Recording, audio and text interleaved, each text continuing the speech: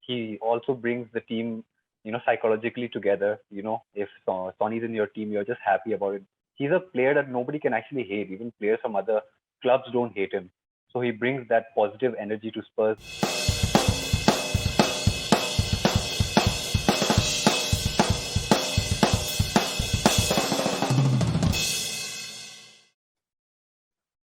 Hello and welcome to all our viewers. Today we are here to talk about the Premier League side, Tottenham Hotspur, and we have with us a very ardent fan of the side from Shillong, Darren. Darren, first of all, before talking about Tottenham and Premier League and their journey over the last 5 to 6 years, I would like to ask you, how have you been doing during this difficult time for the whole world? Yeah, so I'm not much. I mean, most of the time, just chilling at home. Whenever I get time to read up on football, read the One Football app. I keep on checking out the news and current affairs and those kind of things. So, and yeah, there's also work, but then, yeah, coping with life right now. And football does keep me, keep life entertaining at least in these sad times. Yeah, and a lot has happened over the last few months, especially after the season ended and the transfer window started. Tottenham Yeah. did a lot, kind of a huge amount of activity, and we'll Mm, go through every bit as much as possible.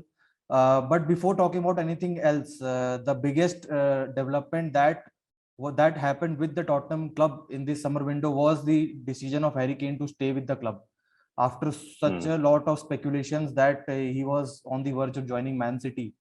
I think Spurs fans can breathe a sigh of relief that Harry Kane has stayed. What do you think about that? Yeah, so in this point, I'm actually mixed. I'm in that mixed point because I do want Harry Kane to stay with our team because he offers a lot, not just not just in terms of scoring, but also in other areas. He's Hmm. become like an all-round striker. He also provides the chances created, the assists. Last season, he made a lot of contributions towards Sonny's goal, and he's also not. He's more like a he's playing more like a number 10, these days. Yeah, yeah, And yeah. obviously, he would be a big loss to the team if he would have left. But at the same time, I could feel that his desire reduced slightly since his move was not made. So I'm a little mixed right now. But obviously, it'd be better. I would want to have that particular Harry Kane, which was who was dying and who was more passionate about playing for Spurs. Exactly. So yeah, I think that would take a little more time for him to get back to speed. He's still, I think, just right now psychologically, he's still recovering from, I think, the transfer saga. But obviously, as a Spurs fan, I'm glad that he hasn't left us, and I'm just waiting for him to get back to the way he was.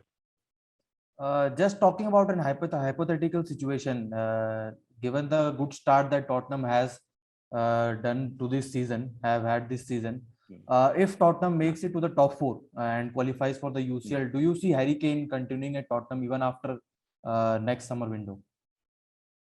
Uh, that yeah, I believe that is also one factor, but I think more than that, Kane really wants to win trophies at Spurs. I think he doesn't want to be, a particular striker who's just known for scoring goals.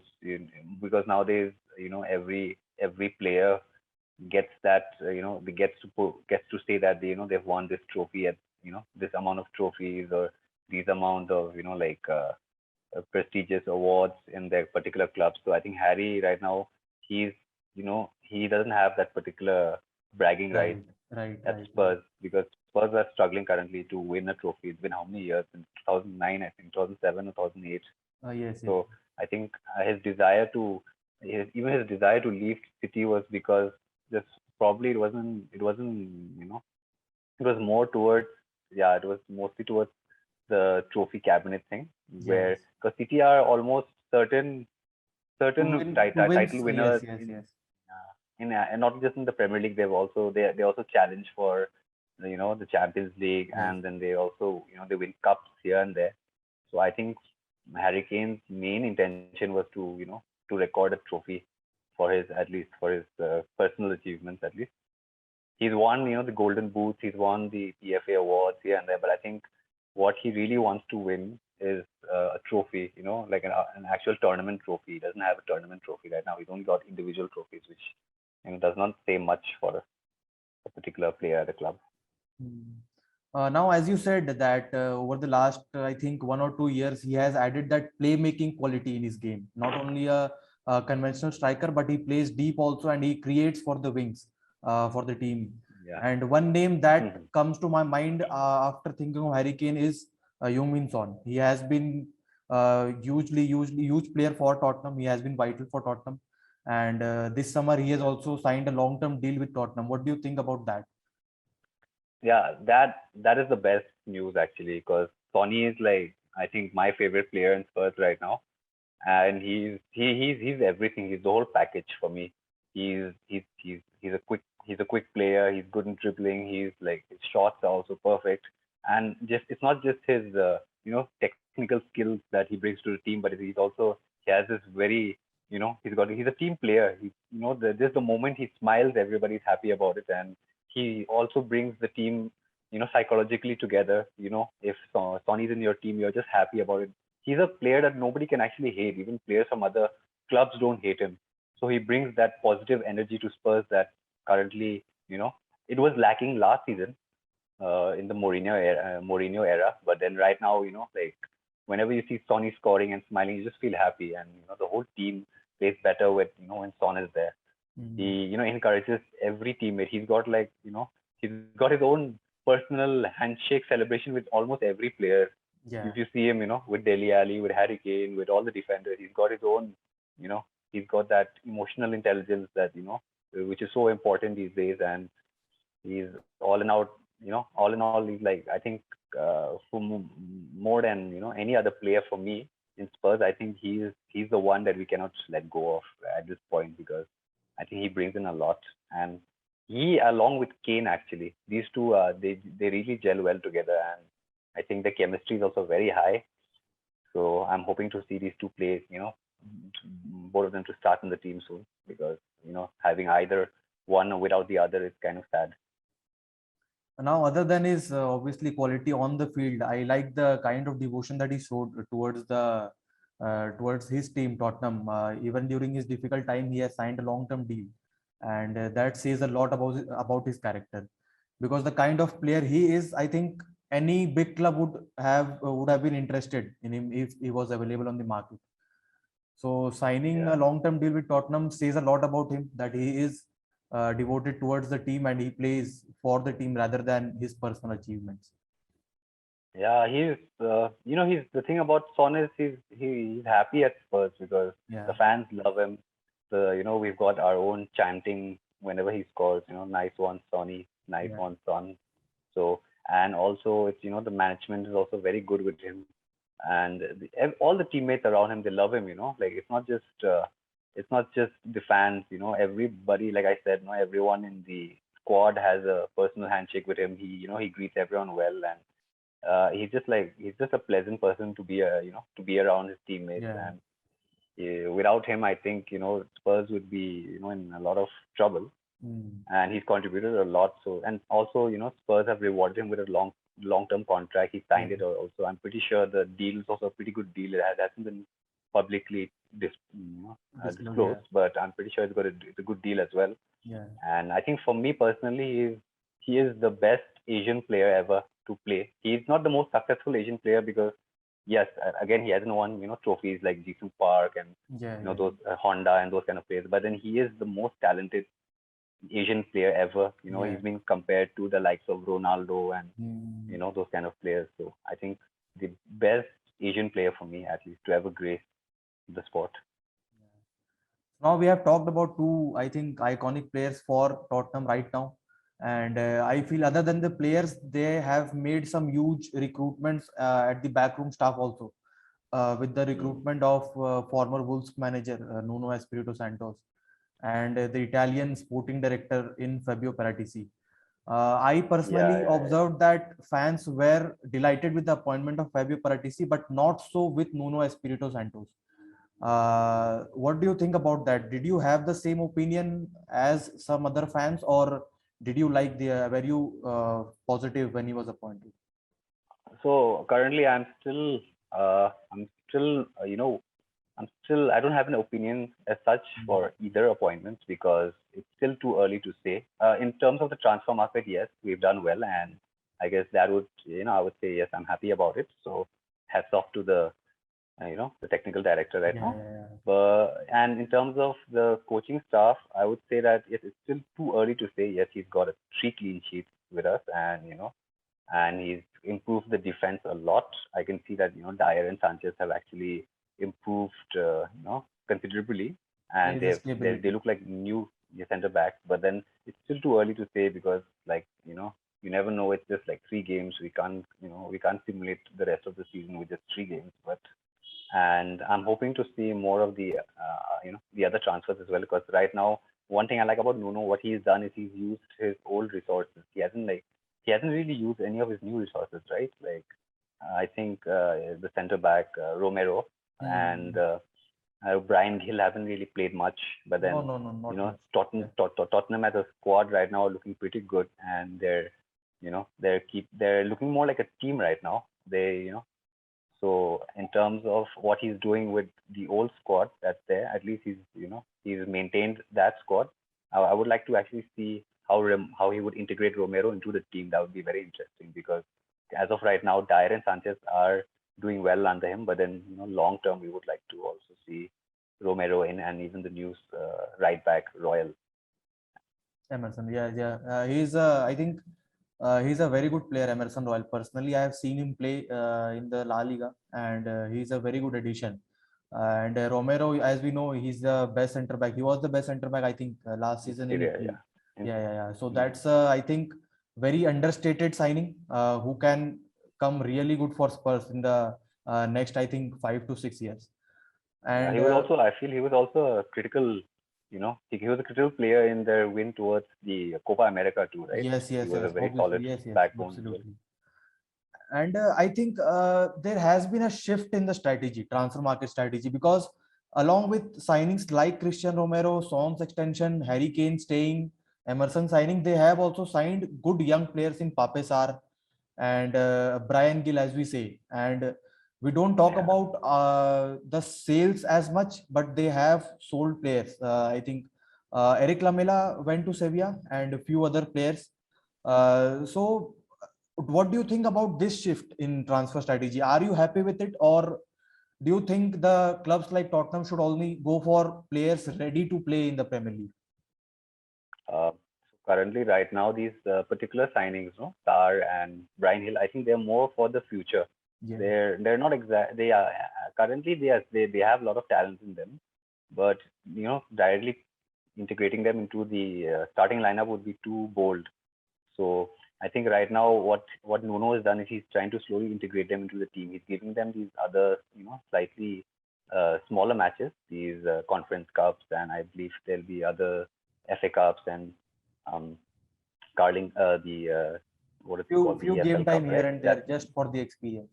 So they'll probably be getting those out there. In terms of the Premier League, which is a lot more competitive and requires a lot of physicality, right? So I think Brian Hill will be integrated slowly. He's not a very physical player, right? He Yeah. was very thin. So I think he'll slowly have to be integrated into his team. But yeah, he does seem like a good signing. I've seen him play for in the Olympics as well. He seems Okay. quite good. He's got the skill. Obviously, the skill that was there, and he's got the same skill that's there in Lamela. They're very similar players. I've seen them, and I think these are more currently right now. These signings are more for the future, I believe. So let's hope they get the right skills they attain at Tottenham. Yeah. Now, I personally believe that although the media hasn't been talking much about Tottenham as compared to other teams like Chelsea or United or maybe Arsenal or Liverpool, but I think they have had a very good transfer window. So, just for fun purpose, if you would like to rate the transfer window out of 10, how much would you like to give? Out of 10, Yeah, maybe I can't really say, but then yeah, I would say it's like it's a 7. But yeah, the thing is that most of the transfers haven't made any appearances yet, but I am happy with the transfer window this time. I mean, like they've at least got backups in case any of the starting 11 is injured or suspended or those kind of things. So at least we've got a position. We've got like a player in almost every position who can cover up. So I'm happy with the transfers, obviously, and I'm hoping that at least for me personally, at least I hope Romero slowly gets integrated into the starting lineup because we really need a defend, a Yeah, really a solid defender like him. So he was like, I think the happiest signing for me. The others we'll have to wait and see because they haven't really played much. And yeah, so but yeah, I am happy with the transfer window. yeah, I think they have been very, very smart. Now, moving on from the transfer window, Spurs have been the best team in the Premier League considering the first three games. Now, they have a very good start. I think they have scored 9 goals and conceded none, exactly opposite of Arsenal. And that is, I think, a delightful sight for any Spurs fan seeing Arsenal in the bottom of the league and Spurs leading the Premier League table. So Yeah, what do you think about the start? Because it isn't that they have played some very easy teams. They have had good fixtures, but they have played really, really well. Defeating City is not an easy task, the defending champions. And so yeah, considering the start, what do you think about the season? Like, what are your predictions going ahead? yeah. So again, I would say that the right now it's still too early to say. Yeah, Just 3 matches, like we said, but then we have made a strong start. Obviously, it's very good to have a strong start. We've beaten City as well, one of the the last year's champions. And so far, I think we need to continue this form. The key thing about us is the defense. So we've kept clean sheets. So if we have the ability to actually maintain that consistency and do not concede any goals at all, or maybe just one, like maybe just like one goal. If we even if yeah, we concede, at least we should try to maintain our defense and attack well. And I believe that right now the thing with Nono is that he's trying to integrate his old system that he has with Wolves, right? So if that is right, currently it is working in Spurs. We can see yeah, yeah, some of his tactics are working right now very well. But he needs to maintain this consistency because we never know, like later when the as the season progresses that the fixtures get harder and harder, and then there's also midweek games for the yeah, cups and yeah, for the other the European yeah, the conference league yes, matches. So that's when we'll have to actually see if we can maintain that you know durability with other teams as well. So I'm just hoping that consistency is maintained. now, obviously, it is too early to predict, but as a fan, what do you think would be a successful season for Tottenham, considering the Carabao Cup, FA Cup, Premier League finish, and the Europa Conference League? Where do you see Yeah. Tottenham finishing in all these cups and league games? Mm. Realistically, I think they could at least get Europa League, but I would want them to at least end up in the top four. That would be like what I would want them to end up. But realistically, I still see them in the Europa League. At the fifth, sixth position. Hopefully, if they actually maintain the consistency, then maybe top four. And in terms of cups, I think last year we were very close to winning our first cup in Yeah, yeah. I don't know how many years. So maybe this time I'm hoping for at least one of the domestic league cups. And I'm sure even Nuno would be aware that Spurs are hungry for a cup. So I think yeah. he would actually take these cup matches seriously. I don't think he put a B squad or a C squad in his domestic league cup. He'll probably take it seriously. I think winning a cup, either or FA Cup or a Carabao Cup, will lead to huge amount of credits in the bank for Nuno for the future. Because Yeah. Spurs fans, I think they need a trophy right now, irrespective of what trophy it is. Because winning Mm. a trophy matters a lot for any club. And I feel if Tottenham somehow manage to secure top four, that would be a huge, huge achievement for the club. Because right now, I think somehow United, Chelsea, Man City, and Liverpool look stronger. But I personally think they can easily challenge for the top six considering the squad they have. But I would like some excitement, 6 to 7 teams fighting for the top four spot would be good for the Premier League competition going ahead. Mm. So now this was for Tottenham, but talking about Premier League in general, what do you think? Like, which team do you think has the strongest squad this season?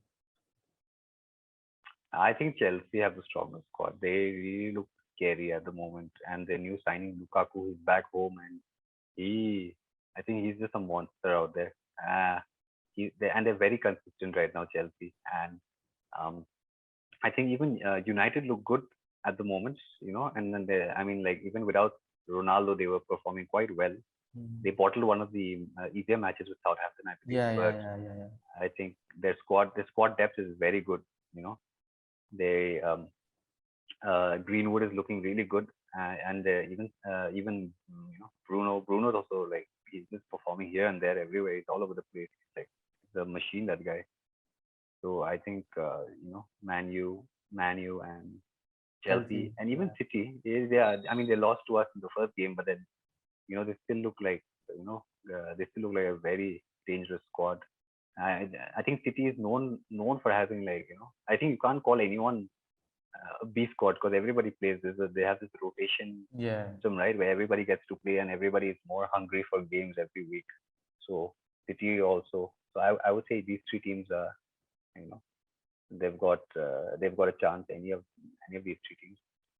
And yeah, Liverpool as well. Yeah, who could have forget Liverpool? Liverpool also are looking good at the moment. Yeah. So yeah, just to end up the conversation, this delightful conversation that I've had with you.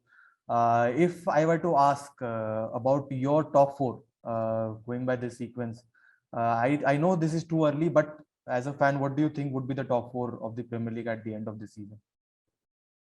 Hmm. I think it would be Chelsea. Chelsea would. I think I have a feeling Chelsea might win this season. Oh, Chelsea, City, Liverpool, and it would probably be Manu. yeah.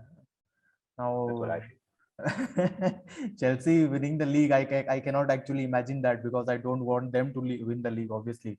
Yeah. The kind of noise their fans are making after winning the UCL is unbearable.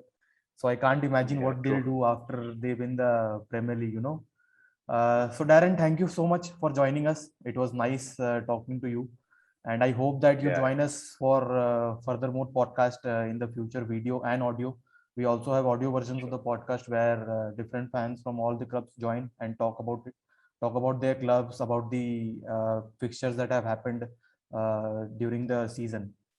So Sure. to all our viewers, please subscribe to our channel and please follow on all our social media handles. The links of the social media handles have been given below in the description.